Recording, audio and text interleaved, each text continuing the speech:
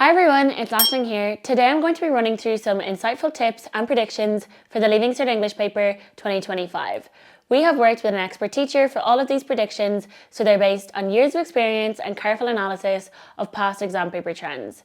As a student who achieved over 580 points in the Leaving Cert, I understand how important it is to be aware of key topics to set yourself up for success for your Leaving Cert paper. So if you're starting to prepare for Leaving Cert English, you're in the right place. Let's dive in. Alongside these tips, I'll be sharing some helpful resources to help you study those key topics, and they'll all be linked in the description down below. So save yourself the hassle of trying to find them again. Leave a like on this video so you can return to it easily. Just a disclaimer before we jump in, predictions can be a great tool to help you identify which topics you might want to spend a little bit of extra time on or study in greater depth, but I would never advise studying only the predicted topics. The Leaving Cert papers can be unpredictable and are often influenced by a number of factors, so I would advise that first you cover the basics of each topic, and then if you have a little bit of extra time left over, you can return to the predicted topics. Finally, this is just an educated opinion. I am not the SEC, so your guess is as good as mine as to what will be on the paper in June. Today, I'm going to run you through the sections of the English paper, mentioning tips and predictions along the way, and I will also be mentioning some helpful Studyclix resources to help you revise these topics. Let's get started with paper 1, often also known as a creative paper. Paper 1 revolves around a theme which you will find specified on the paper. Keeping this theme in mind can help you brainstorm ideas for what you will discuss in your compositions. Now, onto the compositions. They can be difficult to predict, but not impossible. Often topics are reused from year to year and just phrased differently. So it is possible to prepare for paper 1 by critically thinking about this list of following topics and forming opinions on them. Common themes or topics include current social issues, so think of discrimination, addiction, homelessness, fast fashion and gender politics. The education system, the pros and cons of it, how you would change it, and how technology and AI might impact it. Creativity and art, including music, poetry, literature, and visual art. You should think about how art personally impacts you and have examples of books or music that you can refer back to. You should think about how new forms of art are emerging, such as AI-generated imagery, and how gaming and online platforms are redefining where art is consumed, such as on TikTok and YouTube. The importance of the past and imagining and looking to the future, health and well-being, heroes, leadership and power. For this topic, students often write about their grandparents or parents, and while this can be done well, it is quite predictable. You should think about examples of leadership which are more original, and maybe consider someone who has faced adversity to use as an example. Trends and fashion in society. This could give rise to a discussion about topics such as influencers, social media and advertising. And finally, the topic of home, what it means to you and displaced people. This could be a very relevant topic for 2025, given the geopolitical changes that have happened in the past few years. You should think about what it means to be a stranger in a foreign land. A good exercise to prepare for paper 1 and to wrap your head around these topics is to choose a topic and set aside 15 to 20 minutes a week to write freely on the topic. You should make a note of any thoughts or opinions you have and add in any specific examples that you have come across online or in the news on the topic. You might find it helpful to read a long opinion piece each week as well. This will help you prepare for question A in the reading comprehension and inform your opinions for question B and the composition section. You can take an opinion piece from The Guardian, The New Yorker, or any Irish broadsheet, for example. Read these and practice jotting down some ideas. Don't worry about spelling or punctuation here, just practice writing freely on these topics. This will help you think creatively and critically. Remember, it is essential to have 2 of the following essay formats prepared for the day: a personal essay, a discursive essay, and a descriptive essay, a short story, a speech or a speech for a debate, and an article. If you only prepare 1 and you don't like the essay title on the day, you're really limiting yourself. Remember, the composition is worth 25% of the entire paper, so you need a backup. Don't limit yourself, and remember, an authentic voice and honesty is rewarded the most in this section. Often the most moving and heartfelt pieces are rewarded with the highest marks, so be genuine. Of course, the language used and coherence of the overall piece is also important, but don't forget to be authentic. If you're finding this section challenging, as many students do, due to the high levels of personal engagement required, you might find our examiner-reviewed sample essays helpful. They provide insights into what an examiner is looking for in your essays and cover topics ranging from AI to moments of personal insight, so be sure to check them out. Now on to the reading comprehension. While you can't predict the text, you can practice. Remember the rules, comprehend the text, provide an opinion, and evaluate the style. Part I will be straightforward comprehending. It examines your ability to understand the basics of the text and to pick out key content. Don't forget to use evidence, so pick out quotes from the text to support each point that you make. This question will be worth 15 marks, and a general rule is that one well-developed point is worth 5 marks. Part II is a tricky one, and typically this is an opinion piece.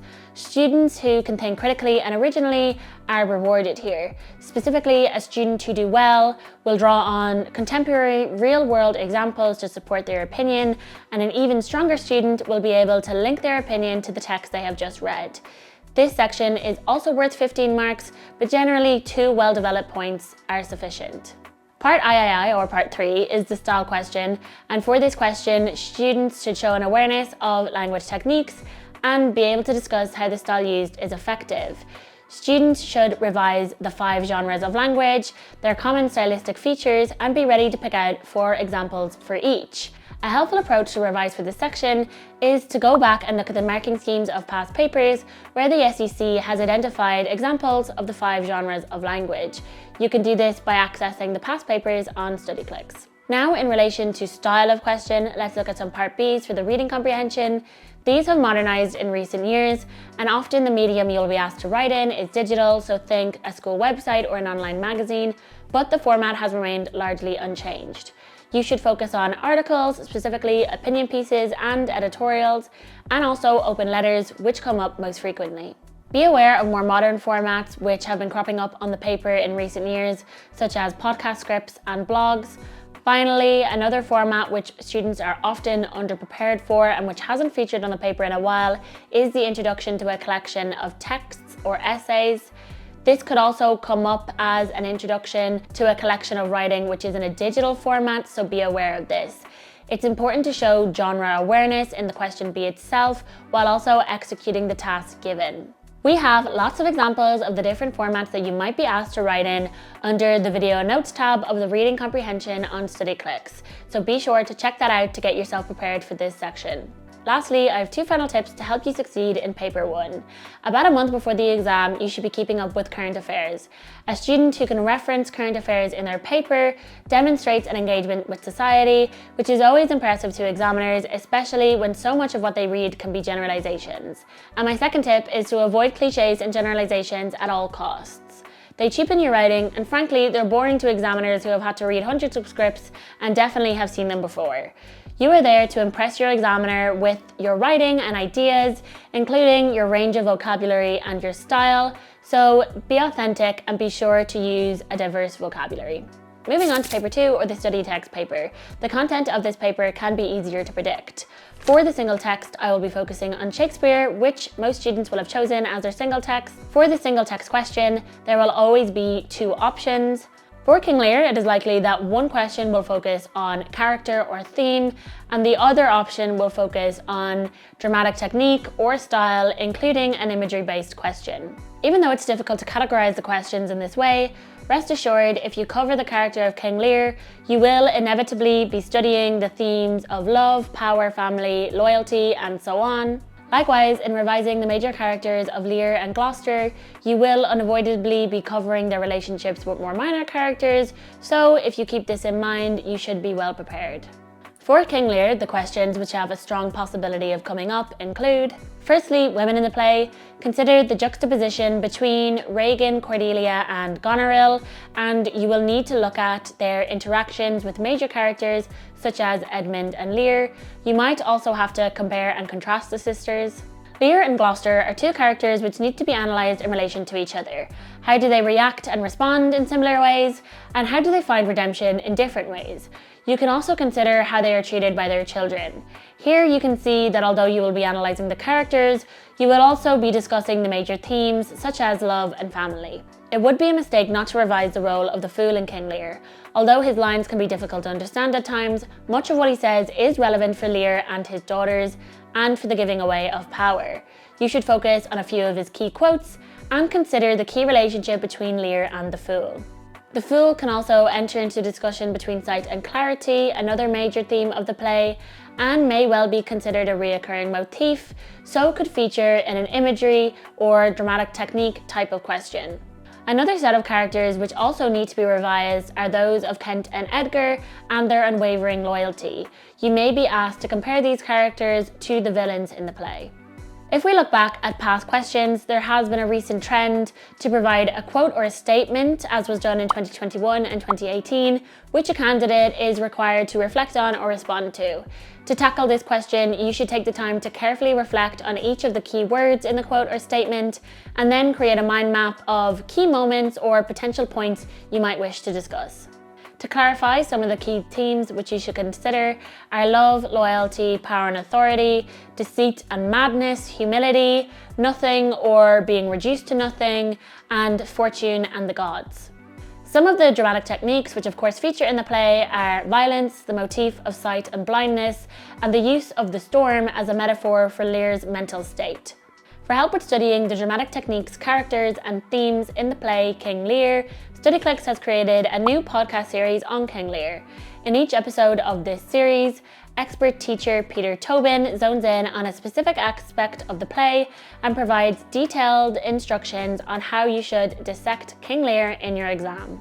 Peter discusses the key characters, themes, scenes, and writing techniques in the play, all in the context of Leaving Cert questions, to help you give the best response on the day. So be sure to check out this podcast to help you get prepared. Now, moving on to the poetry section, the predicted poets for 2025 would be Hopkins, Smith and Boland. A curveball would be Plath or Dickinson, since they featured on the paper last year. Typically, poets have been appearing on the paper every second or third year in rotation, but this is not a given. Hopkins featured on the 2024 course but did not come up on the day, so it is likely that he might be on the paper. As well as that, Smith is a new poet on the course and she has never been seen on the paper before, so we expect to see her this year. Beyond that, I personally think that Kavanagh or Mahin, both as Irish male poets, might appear on the paper, as we have not seen them since 2023. But if you cover the three major categories, a pre-1950s poet, an Irish poet and a female poet, you should be prepared. To get yourself ready for this section, you should have notes on the common features of each poet's poetry, as well as the key quotes and some personal engagement with each poem. If you're looking for some great insights to include in your notes, you should check out the Studyclix podcast episodes on the 2025 poets. We have worked with expert teachers Peter Tobin and Laura Daly to create this podcast series. And you can find an audio transcript of each of the podcasts on the Studyclix website, so you don't have to spend time making your own notes. In particular, I recommend that you check out our episode on Boland for a great overview of the poet's work. But that's not all. We also have examiner-reviewed sample answers on past poetry questions, including on the 2025 poets and specifically Boland and Hopkins. You should check these out to see how to structure an answer to secure a H1 and maybe even take some inspiration for your own answer. Don't worry, we haven't forgotten Smith, who is a new poet introduced to the course this year. We have worked with an expert teacher to create 6 new H1 sample answers on Smith. These are a great resource to see what an examiner expects of you for an answer on Smith and are available on studyclix.ie. Moving on to the comparative study, all 3 prescribed modes, theme or issue, cultural context, and general vision or viewpoint will be on the paper this year, so we're going to look at some commonly asked questions for each. In terms of cultural context, students should focus on and revise the following: the values and attitudes that prevail in the worlds of each of the texts and the impact of them, and the character's opportunity for success, fulfillment, and happiness in the worlds of the texts. These questions are usually framed through a character or society, as can be seen in past papers. For theme, revise the following: the impact of the theme on the reader following the texts, and the impact of the theme on the characters in the texts. In terms of general vision and viewpoint, students should focus on the following: the author's attitude to the text and whether it's negative or positive or a combination of both. Students should also consider the point in the text at which the attitude changes. Students can use anchor points such as characters, relationships, or the opening and closing of the text to discuss the general vision and viewpoint. Finally, students should consider the way that they as a reader felt towards this text and how their emotions or feelings may have changed as the text progressed.